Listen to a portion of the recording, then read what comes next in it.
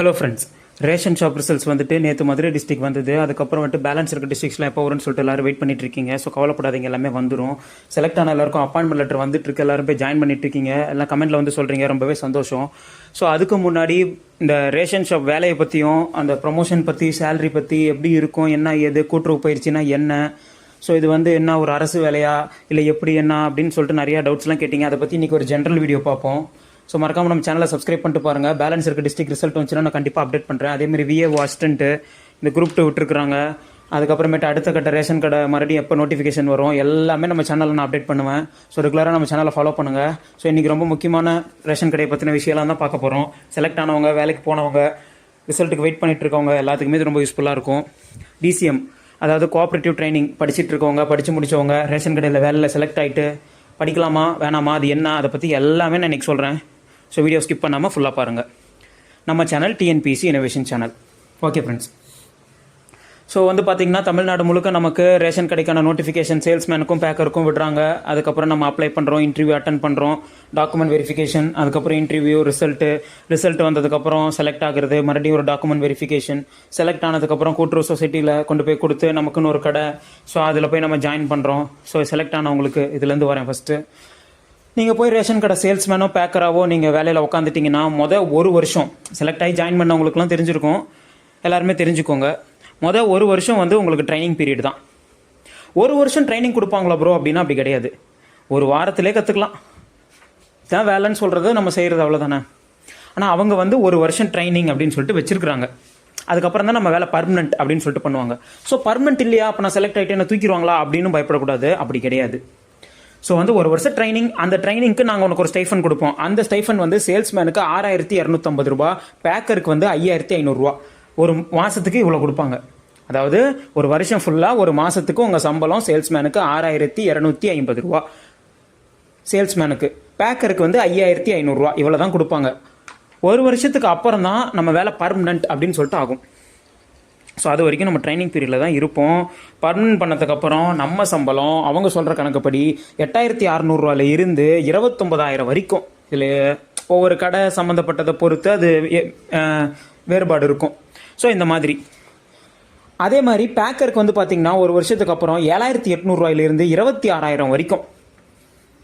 So இது வந்து அவங்க சொல்கிறது சம்பளம். அதுக்கப்புறம் உங்களுக்கு 6 மாதம் ஒரு வாட்டி, வருஷம் ஒரு வாட்டி அந்த அகவலைப்படி அலவன்ஸ் எல்லாம் சேர்த்து உங்களுக்கு அந்த மாதிரி இந்த சம்பளம் இது உங்களுக்கு இன்க்ரிமெண்ட் வந்து மாதம், அதாவது 6 மாதத்துக்கு அப்புறம், ஒரு வருஷத்துக்கு அப்புறம் 500, 1000 அந்த மாதிரி இருக்கும். ரொம்ப கம்மியாக தான் இருக்கே ப்ரோ அப்படின்னு சொல்லிட்டு நினைப்பீங்க. அப்படி அப்படியே நமக்கு ஸ்டெப்பாக போகும். ஸோ இதிலேருந்து நம்ம இந்த ஒர்க் பண்ணிக்கிட்டு இருக்கோம். அடுத்த கட்ட ப்ரொமோஷன் இல்லை எப்படி நம்ம மேலே போகிறது அப்படின்னு சொல்லிட்டு நிறைய பேருக்கு தெரியாமல் இருக்கும். ஸோ நான் சொல்கிறேன்.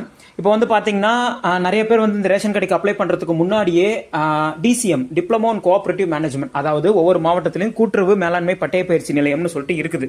கூட்டுறவு பயிற்சின்னு சொல்லுவாங்க. இந்த கூட்டுறவு பேங்க்ல ஒர்க் பண்ணணும், அந்த எக்ஸாம் எழுதணும்னா இந்த கூட்டுறவு பயிற்சி அவசியம். அது வந்து ஒரு 9 மாதம் நடக்கக்கூடிய ஒரு பயிற்சி. தினமும் காலேஜ் மாதிரியே நடக்கும். அது ரெகுலர் பேட்ச். அது நிறைய பேர் படித்து முடிச்சிருப்பீங்க, நிறைய பேருக்கு அது என்னன்னே தெரியாது, நிறைய பேருக்கு தெரியும், ஆனால் படிச்சிருக்க மாட்டீங்க. ஸோ ரேஷன் கடையில் வேலையில் இருக்கிறவங்க இது படிக்கணுமா அப்படின்னா கட்டாயம் கிடையாது. ஆனால் படித்தாதான் உங்களுக்கு மேலே அடுத்தடுத்த ப்ரொமோஷன்லாம் உங்களால் போக முடியும். கண்டிப்பாக படிக்கணும். அது படிக்கிறதுக்கு ஏதாவது குவாலிஃபிகேஷன்ஸ் இருக்கானா? கண்டிப்பாக இருக்குது. +2 முடிச்சிருந்தாலே போதும். இப்போ நீங்கள் பேக்கர்னா 10th முடிச்சிருப்பீங்க, சேல்ஸ்மேன்னா 12th இல்லை டிகிரி ஏதோ ஒன்று முடிச்சிருப்பீங்க. ஸோ நீங்கள் +2 முடிச்சிருந்தாலே போதும், அந்த கூட்டுறவு பட்டய பயிற்சி படிக்கலாம். ரேஷன் கடை வேலையில் இருக்கிறவங்களுக்கு மட்டும் சனி ஞாயிறு மட்டும் தனியாக நடத்துவாங்க. ஸோ நான் வந்து ஃபுல் டைமில் தான் படித்தேன். காலேஜ் முடிச்சுட்டு அதுக்கப்புறம் ஃபுல் டைமில் நான் படித்தேன்.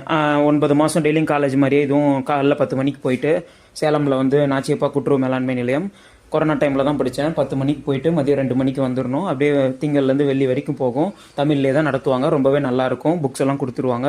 ப்ராக்டிக்கல் எல்லாமே இருக்கும். நகை மதிப்பீடு பண்ணுறது எப்படி, அக்கௌண்ட்ஸும் ஆடிட் பார்க்குறதெல்லாம் எப்படி, சப்ஜெக்ட்டு கூட்டுறவு மேலாண்மைனா என்ன, தணிக்கைனா என்ன, கணக்கு பதிவியல்னா என்ன, அதுக்கப்புறம் இந்த மாதிரி வியாபார விருத்தி, நகை மதிப்பீடு, கம்ப்யூட்டர் மேனேஜ்மெண்ட்டுன்னு சொல்லிட்டு கூட்டுறவு சட்டம், கூட்டுறவு மேலாண்மை, கூட்டுறவு தணிக்கை, இந்த மாதிரி சொல்லிட்டு ஏகப்பட்ட சப்ஜெக்ட்ஸ்.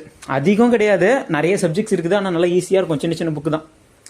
ஸோ இதெல்லாம் சொல்லிக் கொடுப்பாங்க. இது சனி ஞாயிறில் மட்டும் நீங்கள் வந்து வேலையில் இருக்கீங்க அப்படின்னா ரேஷன் கடையில் உங்களுக்கு சனி ஞாயிறு தனியாக எடுப்பாங்க. கவலையே இல்லை, நீங்கள் சனி ஞாயிறுலேயே போய்ட்டு முடிச்சிடலாம். இந்த பயிற்சி முடித்தா மட்டும்தான் உங்களுக்கு அடுத்த கட்டமாக ரேஷன் கடை வேலையில் இருக்கிறவங்களுக்கு சொல்கிறேன், அடுத்த கட்டமாக வந்துட்டு உங்களுக்கு கூட்டுறவு பேங்க்கில் வந்துட்டு ஒரு கிளர்க் போஸ்ட்டுக்கோ இல்லை வேறு ஏதோ போஸ்ட்டுக்கோ உங்களுக்கு ப்ரொமோஷன் கிடைக்கும். அதுலேயும் ரொம்ப முக்கியமான ஒன்று, நீங்கள் டிகிரி ப்ளஸ் கோஆப்ரேட்டிவ் ட்ரைனிங் வச்சிருந்தீங்கன்னா இன்னமும் உங்களுக்கு அடிஷ்னல். +2 முடிச்சுட்டு வச்சிருக்கிறவங்களோட இப்போ ரேஷன் கடை வேலையில் இருக்கவங்க நான் டிகிரி முடிச்சிருக்கேன், கோஆப்ரேட்டிவ் ட்ரைனிங்கும் முடிச்சிருக்கேன், ரேஷன் கடை வேலையில் இருக்கேன்னா உங்களுக்கு பிரச்சனையே கிடையாது. டிகிரி முடிச்சிருக்கேன், ரேஷன் கடை வேலையில் இருக்கேன், கூட்டுறவு பயிற்சி படித்து முடிக்கிறேன் அப்படின்னா உங்களுக்கு பாசிட்டிவ்.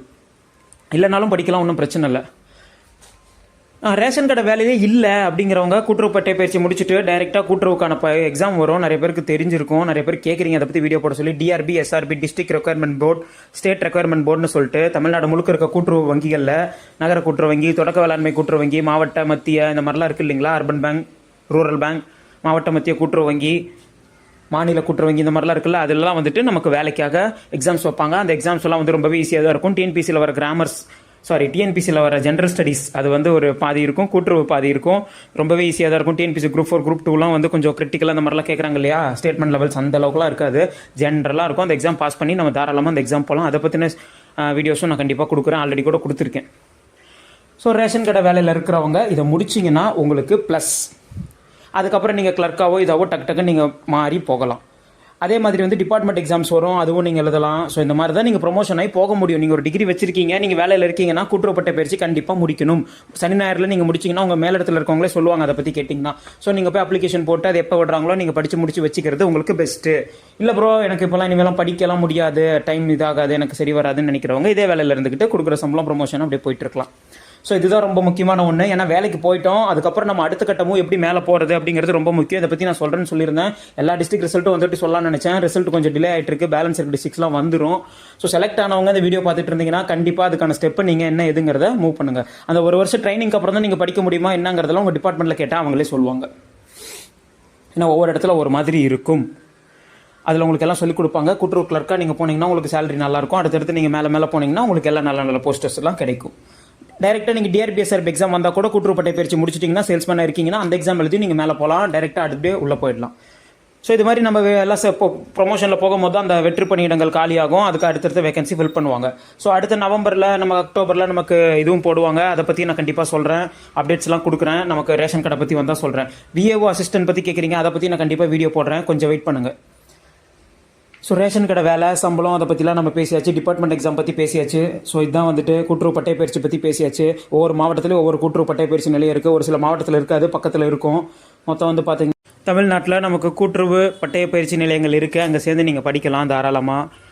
ஸோ வந்துட்டு வீடியோ பிடிச்சிருந்தா லைக் பண்ணுங்கள், ஷேர் பண்ணுங்கள், கமெண்ட் பண்ணுங்கள். மறக்காமல் நம்ம சேனலை ஃபாலோ பண்ணுங்கள். நம்ம channel TNPSC innovation channel.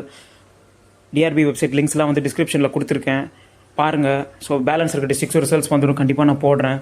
So அடுத்து என்ன எது செகண்ட் ரிசல்ட்ஸ் பற்றி கேட்குறீங்க. செகண்ட் ரிசல்ட்ஸ்னு ஒன்று வரவே வராது, கண்டிப்பாக சான்ஸே கிடையாது, நம்பாதீங்க.